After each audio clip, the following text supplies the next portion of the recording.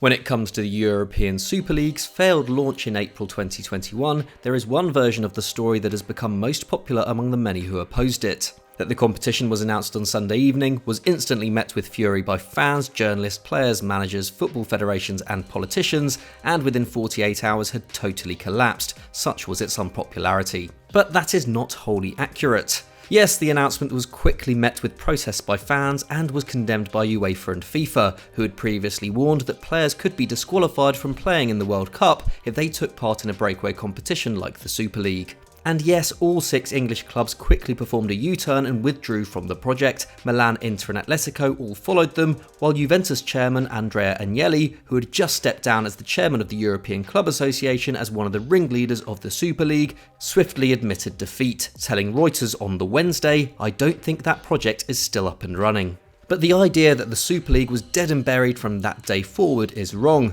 with Real Madrid, Barcelona and Juventus all staying loyal to the project. 5 months later in September, Barca president Joan Laporta declared the project is alive and UEFA cannot stop it, while UEFA warned that the Super League was still, quote, an ongoing existential threat to the foundations and future of European football. Fast forward to July 2022 and a 2-day hearing took place at the European Court of Justice as the company that helped launch the Super League sought to address whether UEFA and FIFA had broken the law by threatening to expel the 12 original Super League clubs from their competitions, and whether a breakaway competition would be protected from such threats in the future. And while an answer won't be heard until December, Matt Slater recently wrote in The Athletic, "The arguments heard in the Luxembourg-based court suggest the European Super League, or something similar, will be back at some point." This also comes during a transfer window in which the English Premier League's spending power has come into even greater focus, with newly promoted Nottingham Forest racking up a higher net spend than Bayern Munich, Borussia Dortmund, Milan, Inter and Atletico Madrid combined, and with Marseille and Barcelona the only non-English clubs to rank in the top 10 highest net spenders in Europe at the time of writing. In August, Adriano Galliani, a former Milan director who is now the general director of Serie A newcomers Monza, suggested that a new Super League should be formed that excludes the English clubs due to the Premier League's superior financial might. But could the Super League actually return? Would UEFA be unable to stop it this time? And if so, could the English clubs actually be left out? On today's EFD Explained, we're going to take a look. So despite the huge backlash it initially received and its subsequent failure to launch, the Super League has never gone away. Although it has only been Barca, Real and Juve clinging onto it, UEFA haven't been able to fully extinguish the project because it may be unlawful to do so. The Super League clubs preempted their initial setback in April 2021 by approaching Madrid's commercial court to take legal action against any attempts by FIFA and UEFA to block the project. The move, as outlined by the clubs in a letter to the governing bodies quoted by the Mirror, was described as one of the, quote, protective steps to secure ourselves against such an adverse reaction, which would not only jeopardise the funding commitment under the grant, but significantly would be unlawful.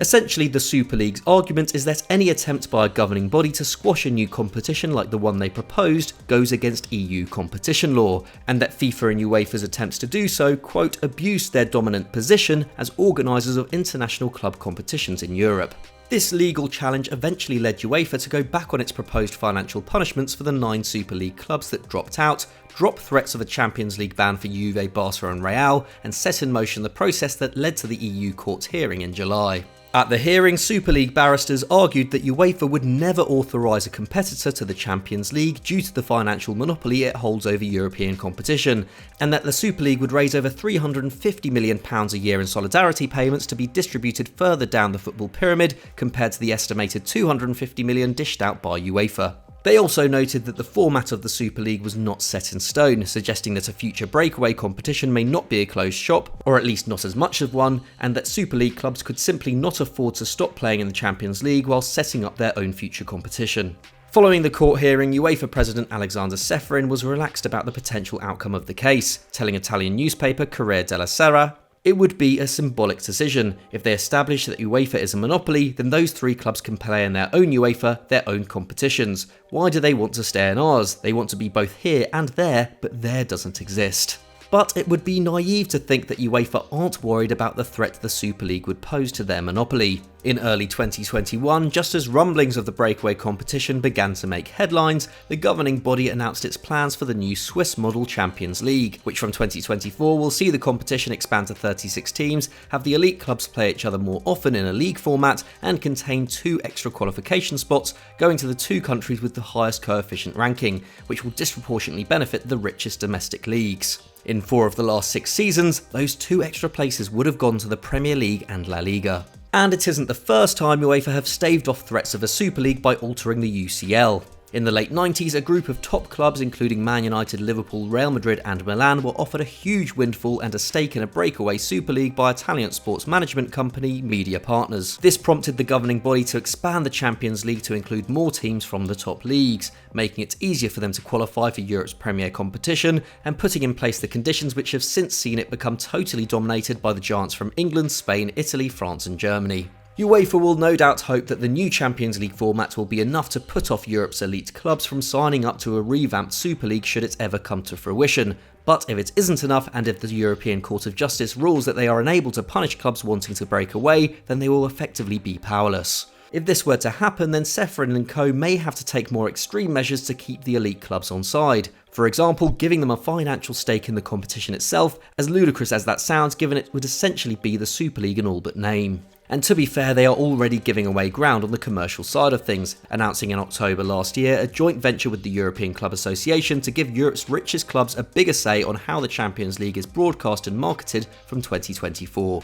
But if a Super League were to re-emerge in the future, could it exclude teams from the Premier League? After all, one of the reasons why Barca, Real and Juve have remained so loyal to the project is the fear that the English top flight has effectively become its own Super League, hoovering up talents from across Europe and inflating the transfer market, with clubs as big as Atletico Madrid missing out on top targets to middle to lower table sides in England that can offer better wages. By extension, the big clubs in England arguably found it easier to back out of the project due to the financial supremacy of the league they already compete in, one which, according to a study by the Statista Research Department, made almost as much revenue as the Bundesliga and La Liga combined in 2021-22. And in March 2022, just as the possibility of a Super League resurrection began to make headlines, La Liga president Javier Tebas, who is also a staunch opponent of the project, suggested that the Super League trio were planning for a future competition without the English clubs, perhaps because of their swift decision to back out in 2021. But in practice, that would not be so simple. As reported by The Athletic in April, the 6 English clubs involved in the breakaway are still contracted to the Super League,